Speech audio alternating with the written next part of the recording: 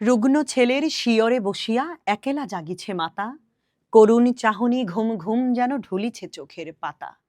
শিয়রের কাছে নিভু নিভু দ্বীপ ঘুরিয়া ঘুরিয়া জ্বলে, তারই সাথে সাথে বিরহী মায়ের একেলা পরাণ দোলে। ভন ভন বন জমাট বেঁধেছে বুনু মশকের গান, এদোডোবা হতে বহিছে কঠোর পচান পাতার ঘ্রাণ। ছোট কুড়ে ঘরে বেড়ার ফাঁকেতে আসিছে শীতের বায়ু, শিয়রে বসিয়া মনে মনে মাতা গণিছে ছেলের আয়ু।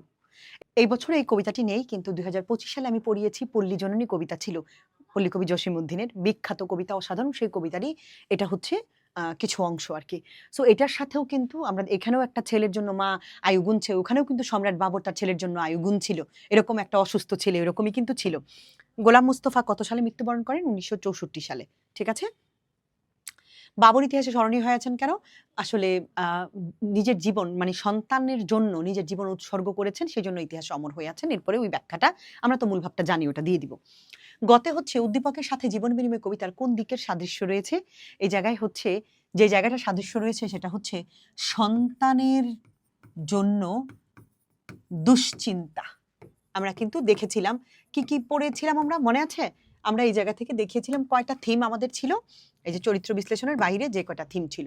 এই যে একটা হচ্ছে সন্তানের প্রতি ভালোবাসা ও আত্মত্যাগ, এখানে কিন্তু মা মারা যাননি। আরেকটা ছিল সন্তানের জন্য পিতার শুধু বিসর্জন, না এখানে মারা যাননি। এখানে হচ্ছে সন্তানের প্রতি অকৃত্রিম ভালোবাসা ও দুশ্চিন্তা। ভালোবাসেন কিন্তু মা অনেক, আয়ু গুনছেন বসে বসে, মা দুশ্চিন্তা করছেন, ঘুম আসছে না, মানে অনেক কষ্ট করতেছেন। সো এই জায়গাটা আমরা যদি এই 5টা টপিক মনে রাখতে পারি, কোনো ব্যাপার না, যেটাই আসুক আমরা কিন্তু পারবো। সো আমরা কি করলাম এই জায়গাটার মধ্যে? উদ্দীপকের সাথে জীবন বিনিময় কবিতার কোন দিকটা সাদৃশ্য রয়েছে? সন্তানের প্রতি অকৃত্রিম ভালোবাসা ও দুশ্চিন্তার দিকটির সাথে মিল রয়েছে। কেন? কারণ আমরা কবিতাটা পড়েই বুঝতে পেরেছি এই অংশটুকু, এখানে কিন্তু ছেলেটা এখনো মারা যায়নি, বা মা কিন্তু ছেলেটার জন্য জীবন উৎসর্গ করেনি। ছেলেটা মারা গেছিল পরবর্তীতে পল্লী জননী কবিতায়, মা কিছুই করতে পারে না। তার মানে এখানের সাথে মিল আছে দুশ্চিন্তার, এখানে আত্মত্যাগের কোনো মিল নেই। সো আমরা বুঝতে পেরেছি, ওই লাইনটা চিনতে পেরেছি। এবার আমরা সম্রাট বাবরের দুশ্চিন্তার কথা বলবো, এবার কবিতা থেকে ওর মায়ের দুশ্চিন্তার কথা বলবো।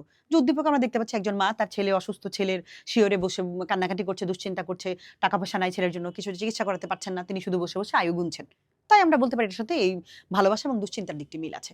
এরপরে উদ্দীপকটি জীবন বিনিময় কবিতার প্রতিচ্ছবি নয়, মন্তব্যটির সাথে কি তুমি একমত? হ্যাঁ, আমি একমত। কেন?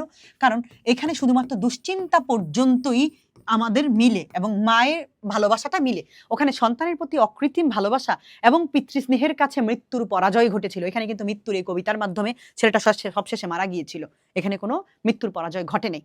মানে মায়ের কারণে মা জীবন দিয়েছেন, তার কারণে ছেলে বেঁচেছে, এরকম হয়নি। তার মানে সেজন্য আমরা বলতে পারি এই কবিতাটি সম্পূর্ণ ভাবকে ধারণ করে না বা প্রতিচ্ছবি নয়, আমরা বলতে পারি। কেন? এরপরে আমরা বলবো হ্যাঁ যুক্তিটি সঠিক। এরপরে আমরা সম্রাট বাবরের কথা বলবো, এরপরে আমরা আমাদের কবিতার কথা বলবো। সম্রাট বাবর আত্মত্যাগ করেছেন ভালোবেসে সন্তানকে, আর এই কবিতায় সন্তান আত্মত্যাগ, কবিতার পুরো অংশটা তো আমি জানি, আমি একটু বলে দিচ্ছি যে এখানে দুশ্চিন্তা করেছেন মা, চিন্তিত দেখাচ্ছে এই জায়গায়, এখানে কোনো আত্মত্যাগের কথা বলা হয়নি। তাই আমরা বলতে পারি এটার প্রতিচ্ছবি নয়, কারণ আমাদের ওই কবিতার মূল ভাবই ছিল সন্তানের প্রতি অকৃত্রিম ভালোবাসা ও আত্মত্যাগ। আর এখানে সন্তানের প্রতি ভালোবাসা আছে, দুশ্চিন্তা আছে, কিন্তু এখানে মাকে আমরা আত্মত্যাগ করতে দেখি না, বা মাকে এখানে জীবন উৎসর্গ করতে দেখা যায় না। তাই বলা যায় মূল ভাব নয় বা প্রতিচ্ছবি নয়। প্রশ্ন লেখা খুব কঠিন, কতগুলো করে দিয়েছি দেখো, এখানে অনেকগুলো আছে, অনেক, প্রায় 20টার মতো আছে, সবগুলো করে দিয়েছি। পারবা না?